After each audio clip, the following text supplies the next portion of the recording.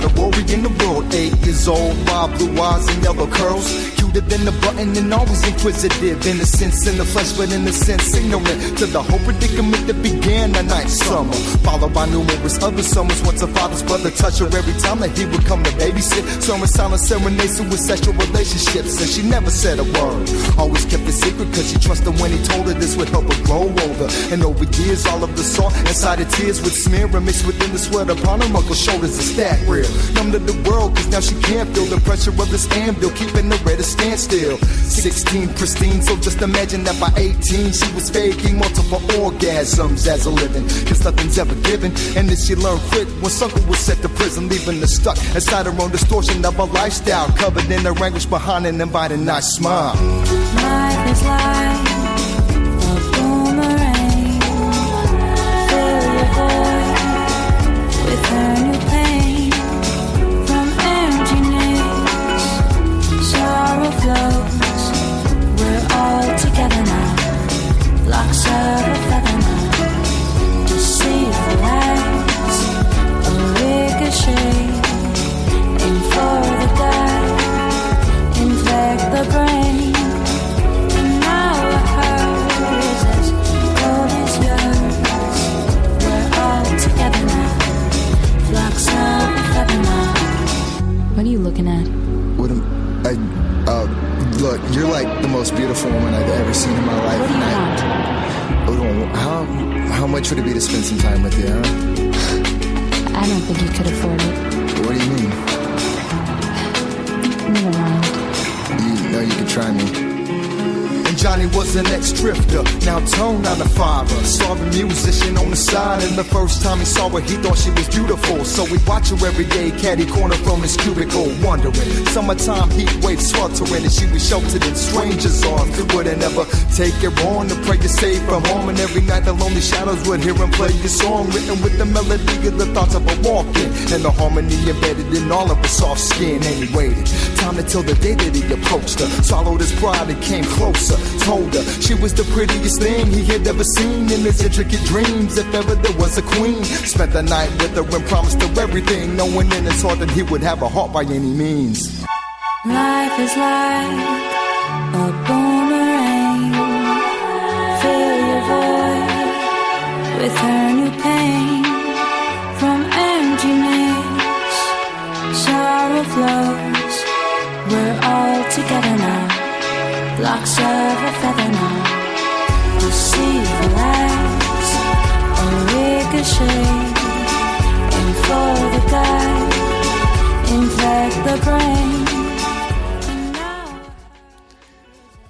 Hello everyone, this is Laurie Smith on Spreaker. I'm glad to be here, and that's a song called Boomerang by VITAL MC, Vital MC, and that's a song, that's sort of fitting for what my topic here is tonight, and I want to talk about the effects of child sexual abuse, the damage done. As a survivor of child sexual abuse, I myself can speak firsthand about this, and my shows are really dealing with child abuse issues and are sometimes explicit, so I would say that you have to listen to your own at your own discretion, and you have to make sure that you're safe if you're a survivor to listen, because my shows can trigger, and I'm well on my healing journey. So, but you have to make sure that you're in a good place, right? If you're going to listen to especially my shows dealing with child abuse issues, right? And I want to talk about the issue of child sexual abuse. This is something that. It just sits at the very core of my being. All of child abuse does, and like I was saying on my last show, mainly because I was abused as a child myself, but also because you see so many headlines, and it's happening, and it's going on, and yet the world just passes it by because nobody really knows how to stop this mess. It really is up to individuals, with children, and it is up to these individuals to stop abusing children. And that song Boomerang really hits pretty hard. It's sort of actually quite similar really to my story, except for mine was incest, and my brother, one of my older brothers actually, 13 years older than me when I was 8, abused me sexually. And that is such a hard issue to deal with for so many survivors. So many survivors of CSA, child sexual abuse, will never get help. They will never tell anyone because of the shame, because of the pain. Even if it doesn't even seem to matter if it was a family member or not. They will keep that pain, and they will keep that shame, and they will keep that horror to themselves, really, many times, for life, right? And for me, I decided that since I decided to live at the age of 42 and not die, and decided to reach out and get some help, that I would speak out about this stuff. And really, it is upsetting to talk about this stuff. It's upsetting to think about it. It's upsetting to see these headlines out here with these little kids right now who are being abused in any way. And that's any abuse. I consider all child abuse deadly, and because in its own way it all is.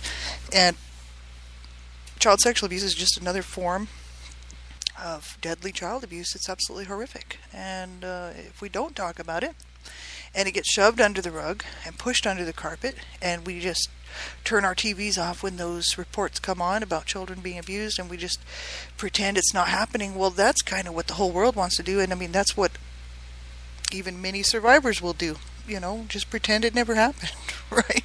It's like, it's just easier sometimes to deal with things that way, but we will never solve the problem, and we'll never solve the issue if we're not all doing something to stop it. And I have a voice, and I thought, hey, I've only got so many years left, and I mean, who knows how many that is? Only God knows. And I thought, well, why not? I'll speak out.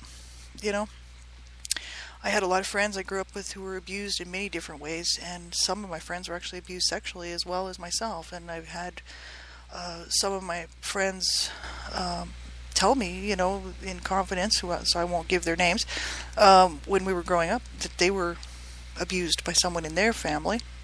And it was mind-boggling to me, and I was just like, oh my God, I felt bad for them. And in the meantime, I was thinking, yeah, I was abused too. And some people I would tell, and some people I wouldn't. And it was absolutely horrific.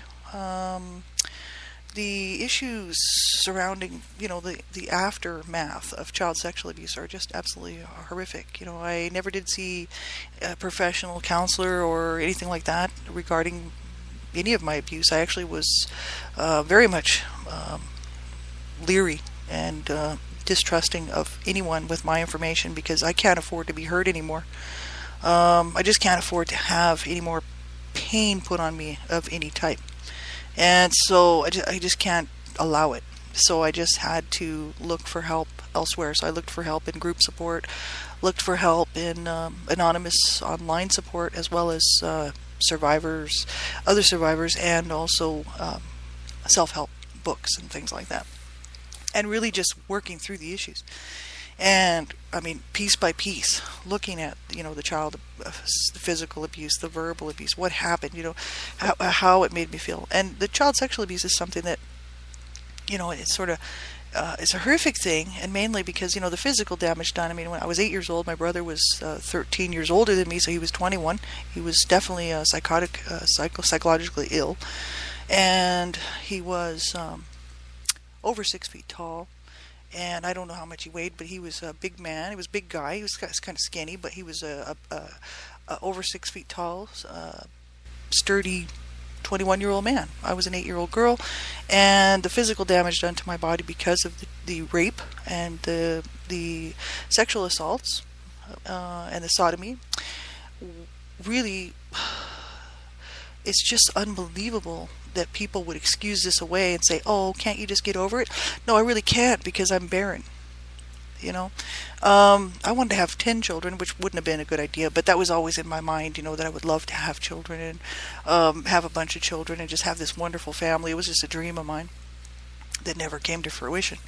It was a dream, all right, but that's okay. It's good to dream. And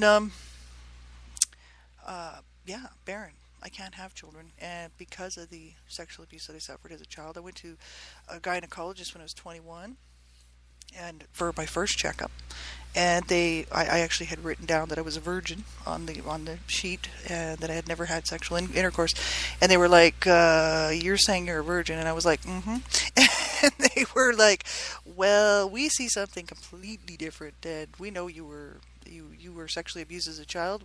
There's a lot of scar tissue there. You will probably not be able to have a child. You may be able to carry one, but it'd be iffy, and could be dangerous for both you and the child. And you know, you could adopt, right? But they wrote it down as child sexual abuse, and they said, you can press charges, but my abuser brother was dead.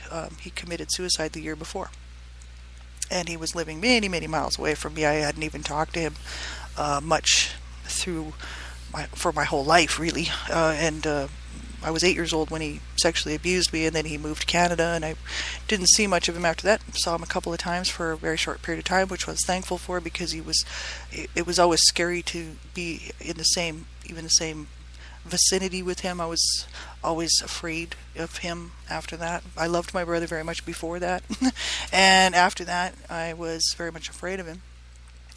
So the physical damage, not only just the physical damage done, the emotional damage, the emotional scarring, the whole the psychological damage that done is absolutely insane. What that did to me. I was already growing up in an abusive home, and my parents were abusive towards each other. My dad was sexually abusing my mother, which means marital rape, by the way, just in case people don't realize that. And my dad had been marital rape, my mother for years, and he actually raped her in front of me one time when I was 6 years old. So I already had an idea that whatever was going on between them was hurtful and painful.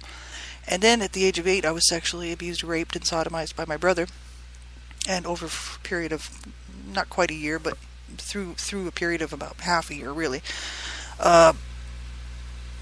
which was pain, and infection, and all kinds of grief for my body as well as my mind.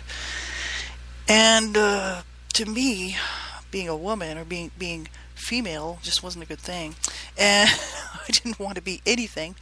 And as I was growing up, of course, you growing up and you start having crushes on boys, and I did, and I really liked the male, opposite sex. Right? I still didn't have a problem with that, but I could never ever let anybody get in. I could never ever let anybody get close to me.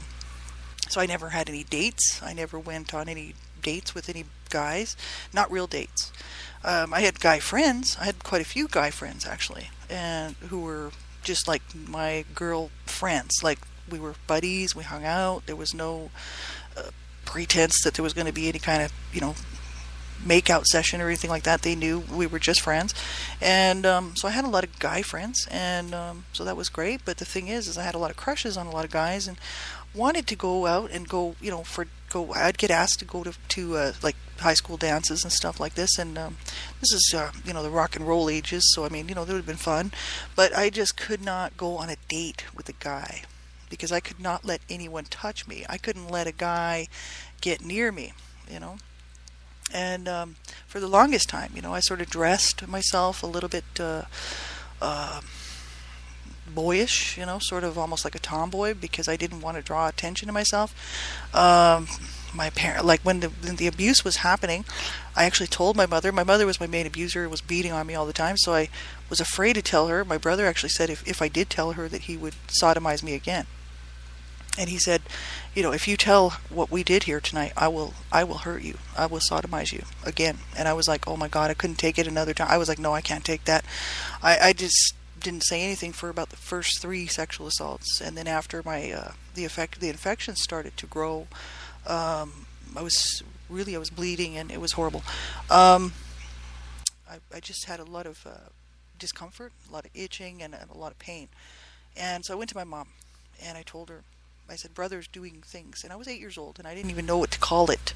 I didn't even know what to say. I said, brother's doing things to me at night, to my private parts.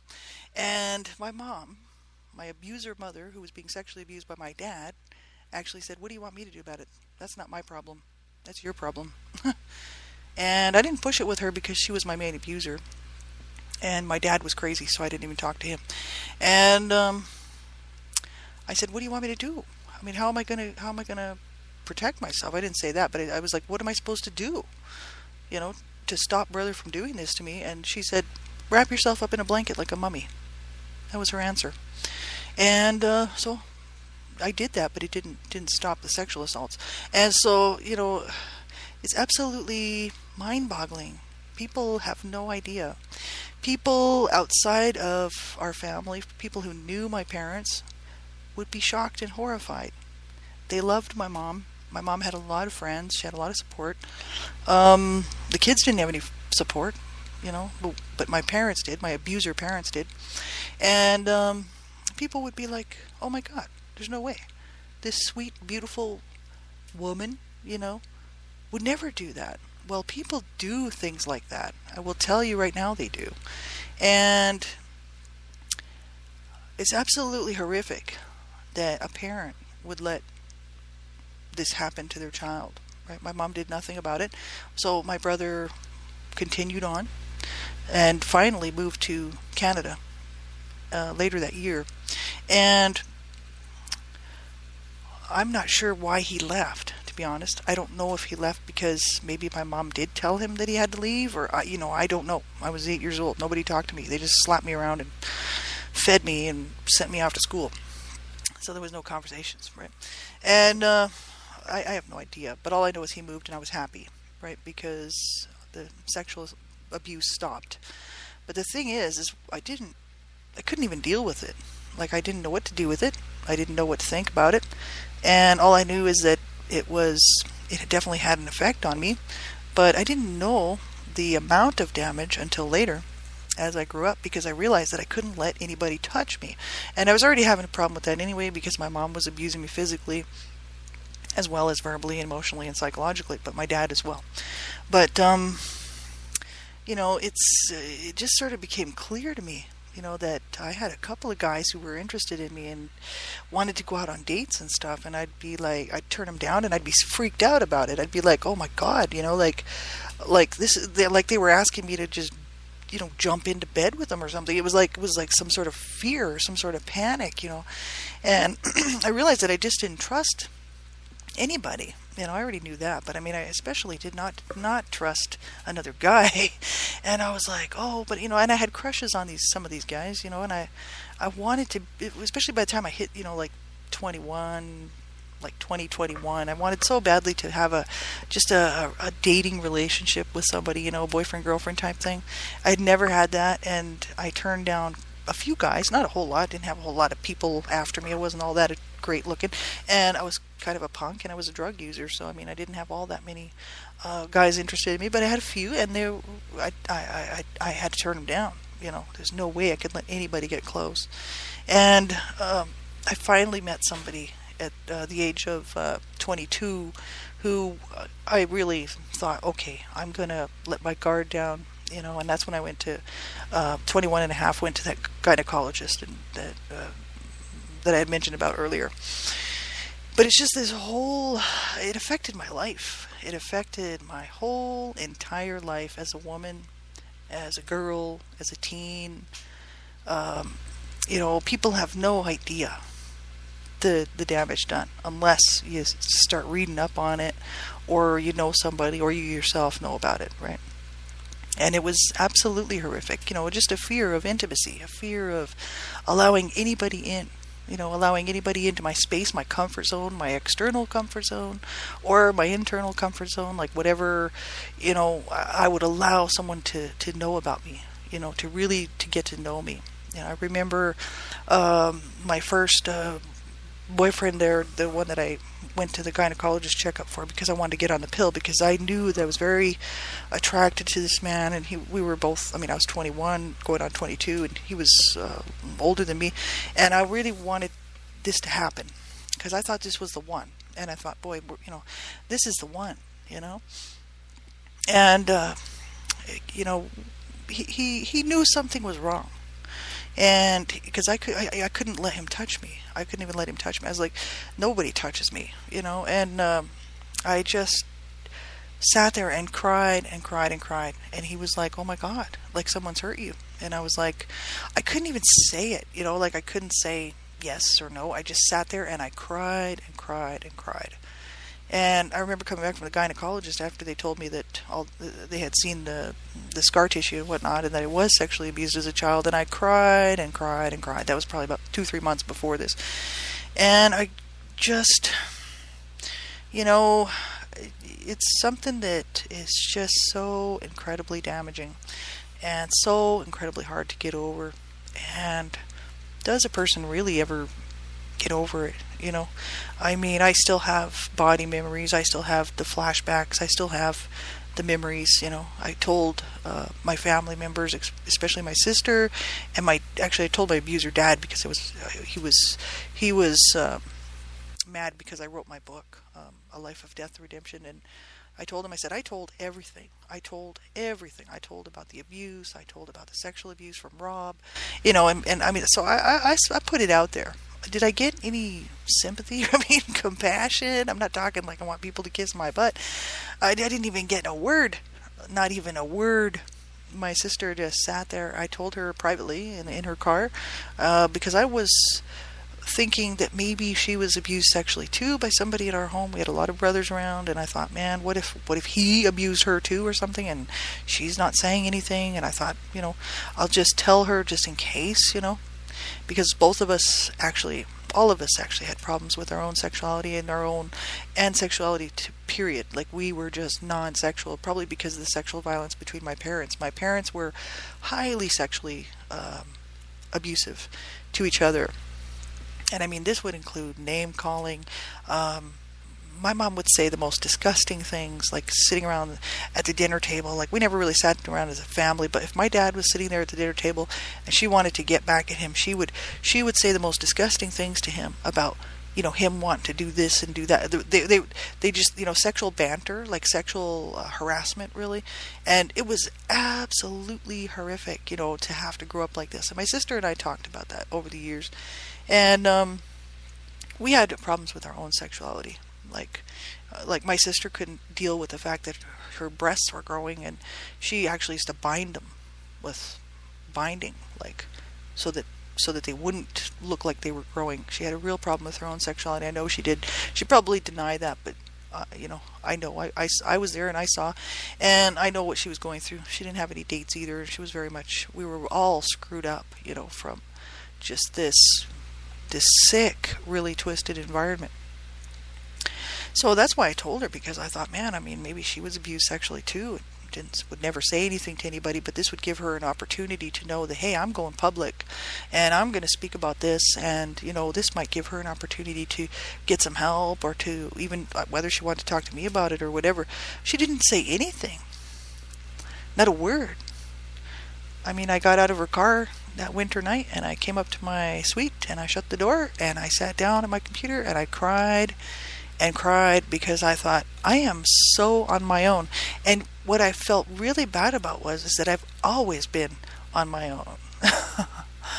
Always, within this huge family of 9 people that should have been there for me. Not one of them was there for me. Not one. And how do you deal with that? It's not like it's not like you can ever resolve this. It's nothing. I can't go back and change what happened. So what I had to do was start looking at the issues really hard. And I mean, it takes a lot of work to do that. I actually got some really pretty decent self-help books for people who are working through stuff on their own. And I mean, self-help is not necessarily for everybody. Not everybody can do it, because it's actually very scary and it's dangerous. And you have to be sure, like they always even say in their books, if you're going to do this work, you have to be sure you're in a safe place to do it. If you're a survivor, it is so incredibly intense. And I wrote my book, One Child Abuse Survivor to Another, the journey, based on the child sexual abuse that I suffered, and also the blog talk radio shows that I was doing at the time, because I was talking about child sexual abuse at the time, and a little bit about my story. And so I sort of did a bit of a journal there and called it The Journey. But as I was working through that, I mean, it was incredibly hard. And I had support. I had some friends who would check in on me pretty much every day to make sure that I was okay. They're long distance, coming to Australia and stuff, so it wasn't like they were next door and could just pop in. But they would make sure that I was online and I was okay every day, or they'd be calling me on the phone. And they were like, how are you doing? Are you okay? Because they knew that I was working through this incredibly hard, difficult work that had to be done, because I needed to, in order for me to be able to move past it and be able to heal and find some sort of peace, some sort of something. You know, I needed to be able to deal with it, and I needed to work through it. And it was a lot of work. It was hard. And I worked through all the physical abuse, verbal, emotional, psychological abuse first. And then I left the child sexual abuse for last, because I knew that that had to be done on its own. It was incredibly difficult. And so I just say, you know, for anybody out there, you know, if you're suffering, and you, like, for survivors, if you're having if you're having a hard time and you just can't seem to cope, and you haven't, you know, reached out to anybody, and you haven't looked for help, you know, make sure you do get some help. You know, reach out to somebody who's trustworthy. You have to find somebody who's trustworthy, and somebody who you know is trustworthy, because there are people out there that, you know, aren't so trustworthy, and, you know, we have to be careful when we're, especially survivors, to make sure that whatever group we reach out to, or whatever person that we reach out to, or you know, whether it's counseling, therapy, mentoring, whatever it is, to make sure that it's a trustworthy source of people. And I would say, man, get some help. Like, I really wish, to be honest with you, I mean, people say, well, things happen when they do for a reason, you know, in a person's life.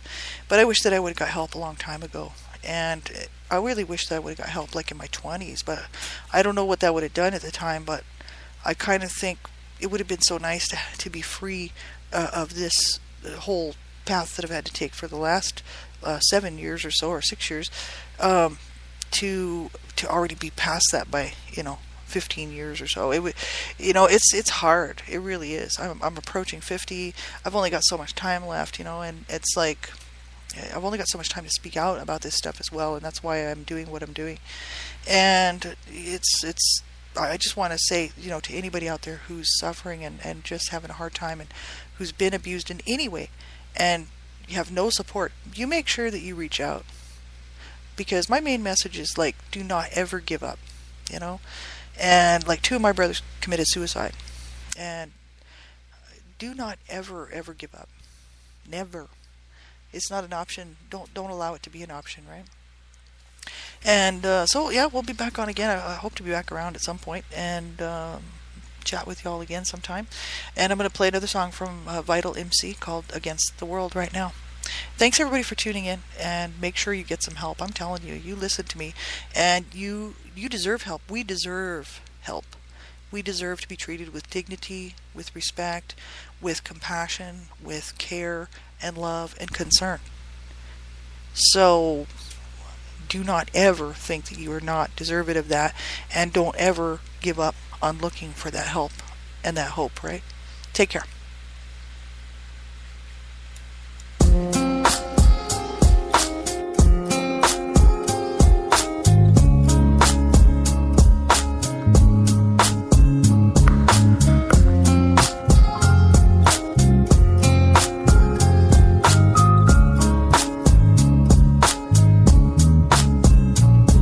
It's amazing the ways you got me blazing these trails, the ways you taking me through when I was afraid of myself, to show me what I ain't seen and tell me what I ain't heard. You put your hooks inside of me, so honestly I can't work, cause I don't hide no more, and now I know that I can be the man that I planned. Since you found who I am and fell in love with me, the part of my life that I was once missing, and now I see you clearly, fearfully you wonderously. No true or two, time is like an empty hourglass, pissing against the grain, the twisted signal systems, coward ass. Whatever they deem is normal, go from, we'll just go around hand in hand, and if I get too crazy, baby, hold me down, hold me close, hold me tight, and don't let go of me, because I love to feel the motion of your body's poetry and rhythmic excellence. Synchronize the breath, we spend the best of many nights sweating, bless it, set the precedence. Now Doesn't matter what they want, doesn't matter what they need. it doesn't matter what they say to me, because our eyes is open to what they afraid to see. Yeah. Doesn't matter if we cry, don't matter if we It doesn't matter if we fly or we fall, because it's you and me, baby, us against them all. And if we hold on through the night before dawn, it'll never be the same old song. Know that.